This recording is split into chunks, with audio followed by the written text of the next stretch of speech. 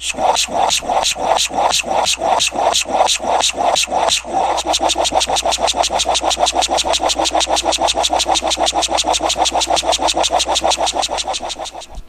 what we got here is another roulette, and hopefully my voice doesn't screw the hell up 3 times in a row.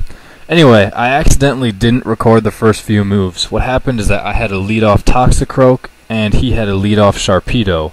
We both switched to these two guys, and then he mean-looked my Bliss, and then Will-O-Wisped it, while I set up Stealth Rock and just S-tossed to PP stall, essentially. So, that's all you missed. Nope, nothing big.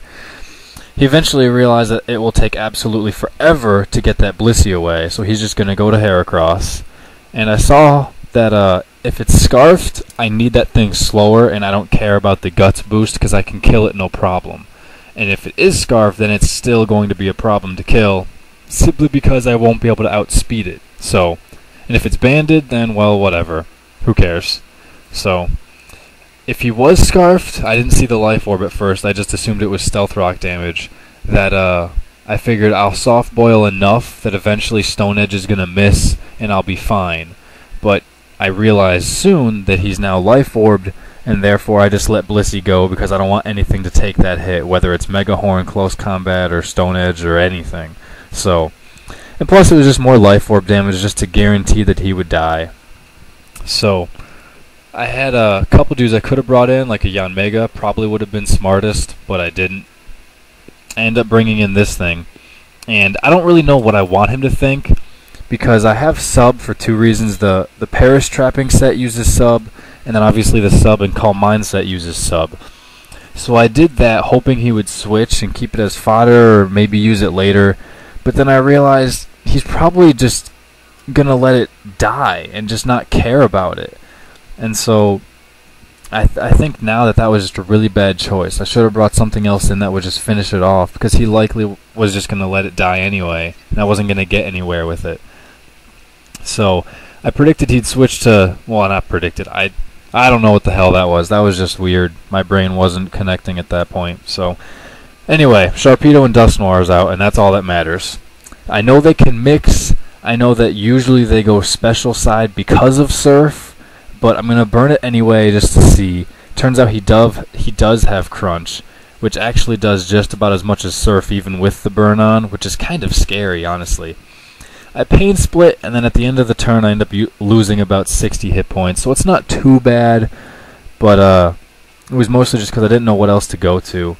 I end up going to this guy just simply because I can, and he could switch, he could not switch. With Stealth Rock and Burn, there's no reason to.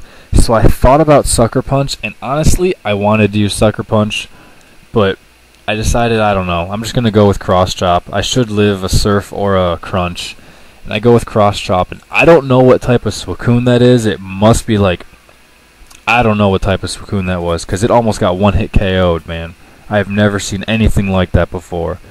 Toxicroak is a beast, apparently. He gets like twice the choice band boost somebody else gets, I guess. So that was really sweet. I'm predicting Stealth Rock, and because I have a Yanmega, I don't want Stealth Rock coming up yet. So I go to him now just simply to avoid it. He yawns, which is great, because this one is my Tinted Lens with Lumberry Yanmega. So that's really good for me in the fact that I can stay in and not care about it. So I get to put him to sleep, and there's no downside to it at all, which is nice. So, puts him to sleep, Sandstorm, Lumberry, so that was cool. And now I can just Bug Buzz or Air Slash as its Tinted Lens. I mean, I don't really care if a Bug Buzz resisting thing comes in. I just don't.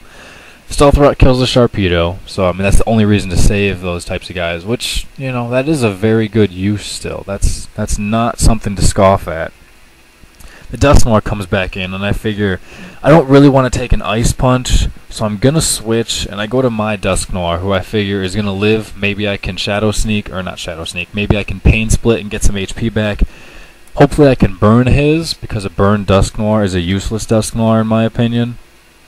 So that's what I'm hoping. I also didn't know who'd be faster, so I was like, well, screw Shadow Sneak, I just want to get some HP back. But I went with the burn first, because I figured I would live 2 Shadow Sneaks. I don't know. I hoped I would anyway. And I figured the burn was more important than getting a little bit of HP back. because killing it wouldn't really be that much of a problem, especially if it was burned. So I just finished off the Heracross there with a sneak, just in case. So the hippo comes back in. I can't burn it. I don't have Ice Punch, and it wouldn't do much anyway. But I get a free Pain Split off, which is kind of nice. It doesn't hurt it too much, but it puts me back up to a very usable state. So that's good. I don't really know why that was brought in, but it was. Maybe there's just nothing else this person has.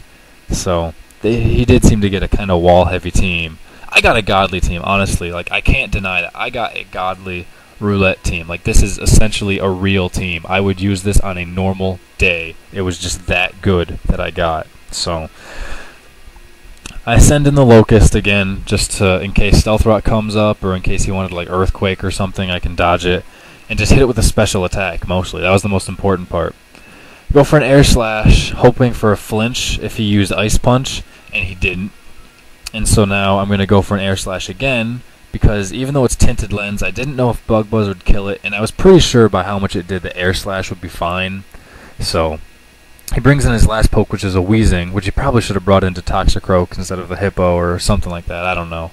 But looks like got a pretty wall-heavy team. There was, what, Sharpedo and Heracross that weren't walls. So a little bit of tough luck. They're good pokes all around. They just weren't able to take my hits repeatedly and repeatedly. So due to the fact that I missed the first couple moves, I decided, oh, I'll just rematch. What the hell? Why not? Those are usually more fun anyway.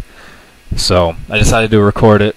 And it doesn't last too long, but I do a first couple moves. He said his little brother was playing it, but regardless, I was surprised I was faster, but I was. And Cross Chop just owned it, which was awesome.